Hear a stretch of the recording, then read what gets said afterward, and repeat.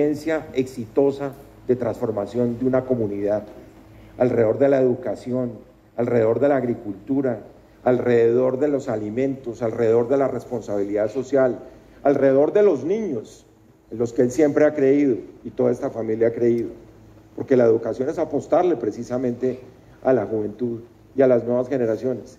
En esas mismas 4 o 5 ciudades, en 4 diferentes idiomas, he estado yo cenando con Carlos Enrique o en Nueva York o en París o en Berlín, donde ustedes quieran, y de pronto dice, espérense que va a venir uno de los muchachos que está estudiando. Él nunca dice, por supuesto, gracias a la fundación y gracias a la actividad, no, que por su mérito llegó aquí y llegó a la Sorbona y llegó a Harvard y llegó a cualquier universidad del mundo de las mejores clasificadas. ¿Y por qué? Porque él cree en ese tipo de liderazgo. Entonces, un poco, Carlos Enrique, yo quiero comenzar la conversación desde ahí. Este es un país sin historia desde el sector privado. Creo que usted por aquí lo dice en alguna parte. Los dirigentes del sector privado hacen empresa y uno le enseña que aquí está la empresa y aquí está el Estado y por allá hay una cosa nueva que se llama la sociedad civil que está en la mitad. Y entonces los empresarios no tienen por qué meterse en lo público, como los políticos, que sí es bueno que no se metan a hacer negocios, eso sí es indiscutible, que es mejor que se queden haciendo política. Pero ese factor público, los brasileros, Carlos Enrique, acuñaron una expresión que es lo público no estatal. O sea, no hay que estar dentro del Estado necesariamente para generar valor público.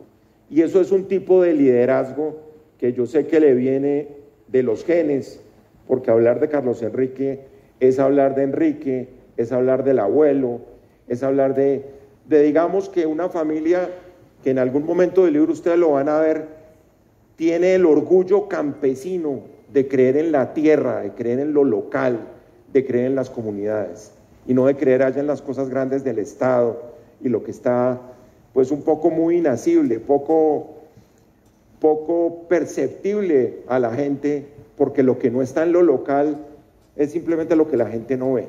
Pero la apuesta ha sido aquí todo lo contrario, de Cajicá en adelante, de Cajicá hacia Cundinamarca, de Cajicá hacia Bogotá, de Cajicá hacia el mundo, y todo eso tiene indiscutiblemente una convicción alrededor de ese tipo de liderazgo. ¿Cómo se llega a ese tipo de liderazgo, Carlos Enrique? Es la pregunta. Pues la verdad es que uno siempre tiene una génesis y uno tiene que reconocer esa génesis. Cuando yo vi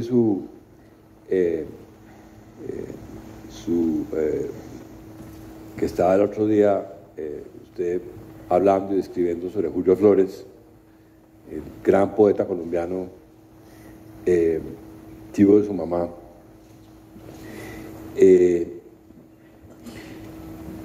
uno tiene que reconocer que uno viene de algún lugar, y ese lugar, pues, hoy día, digamos, está marcado en el DNA por todas partes. Si uno se hace el 23andMe, que es el examen de saliva, a uno le sale de dónde vienen sus parientes de los últimos 3 o 4 mil años.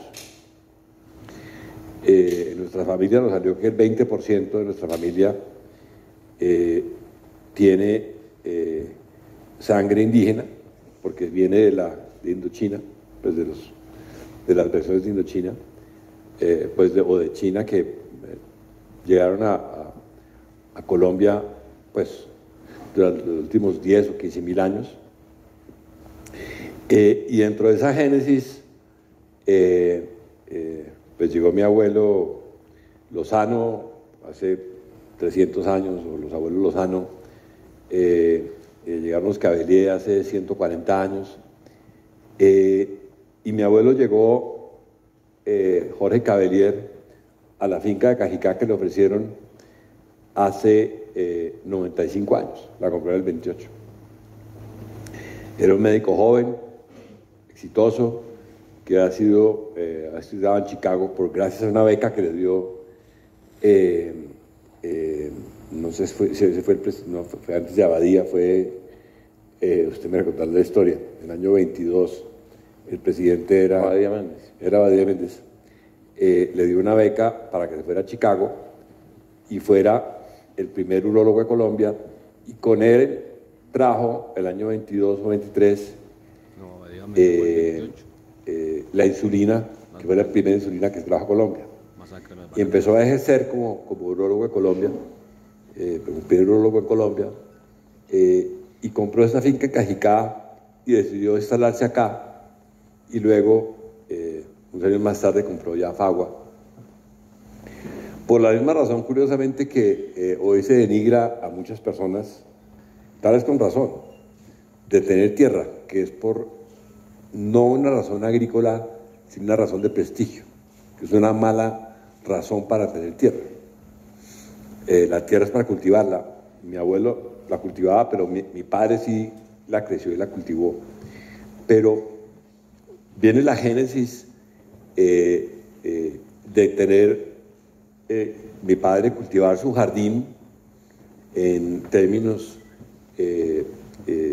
físicos y en términos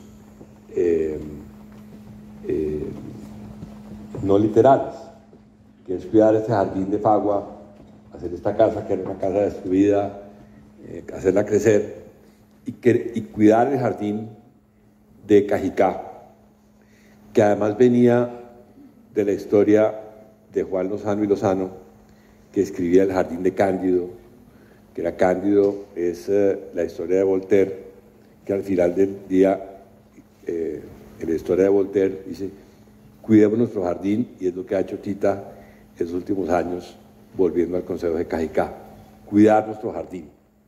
Y cuidar nuestro jardín empieza por el metro cuadrado donde uno está en su jardín, hasta la finca, hasta el municipio y nuestro querido jardín colombiano.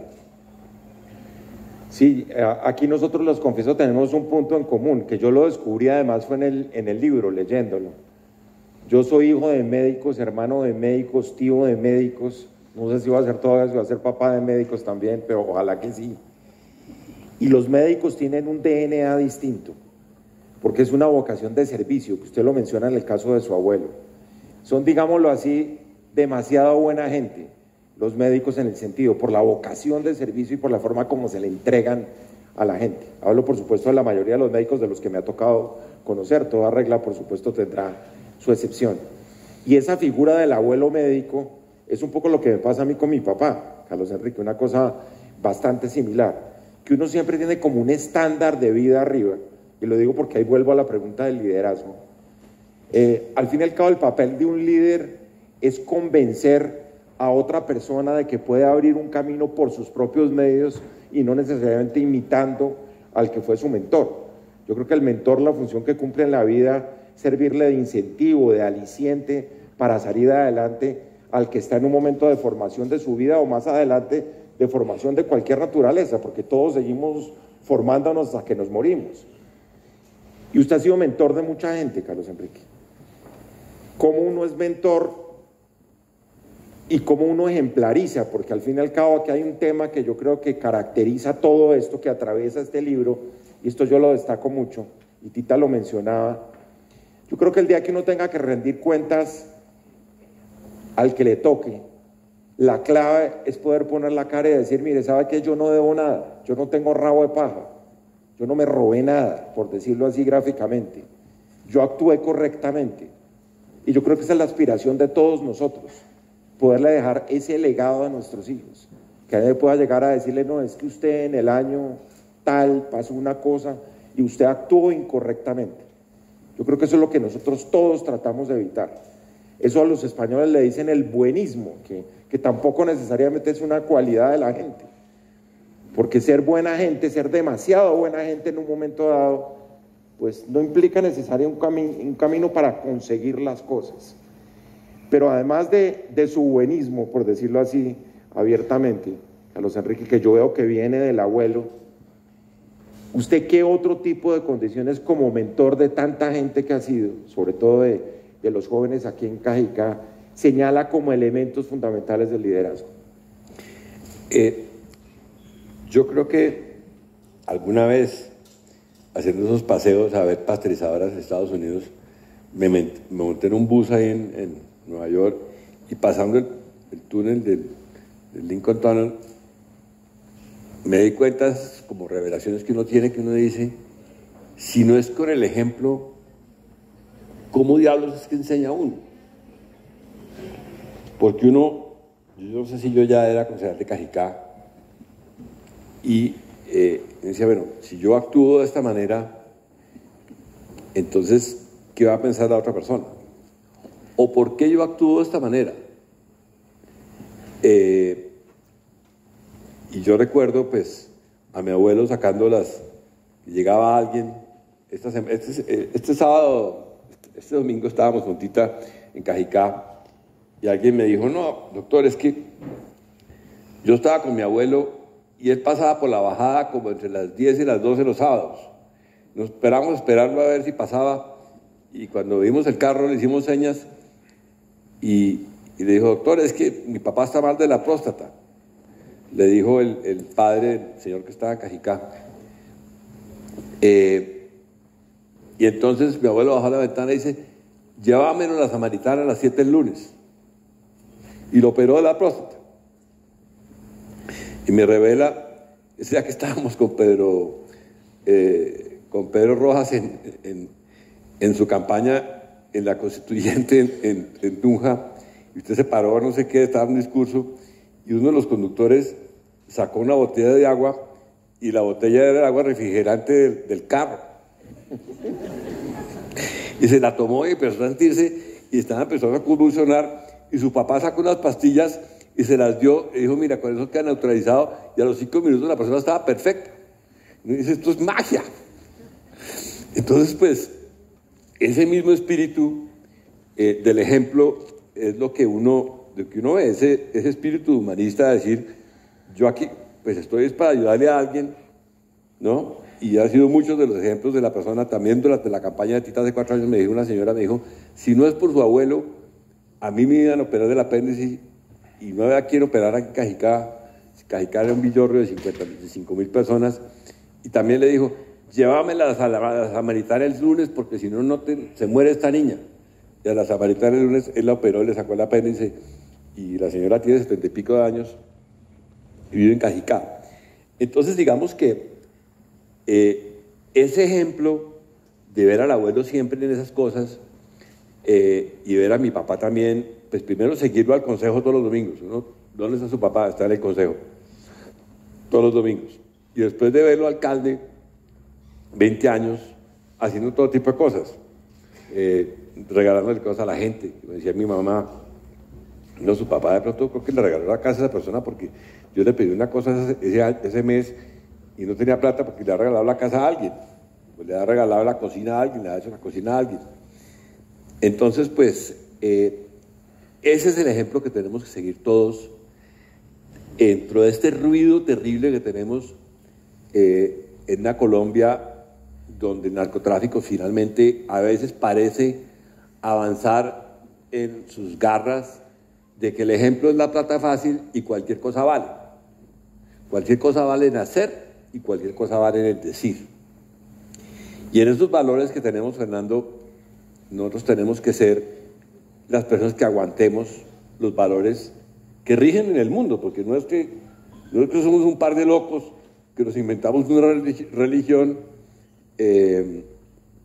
a la sazón de Zaratustra, que dijimos que esto es así y que tenemos que vivir así. No, estos son los parámetros del mundo civilizado que funciona así, y que tenemos que ver ese ejemplo de los valores y de lo que usted decía, de lo que no me robé nada. En uno de los premios de portafolio, un gran amigo nuestro,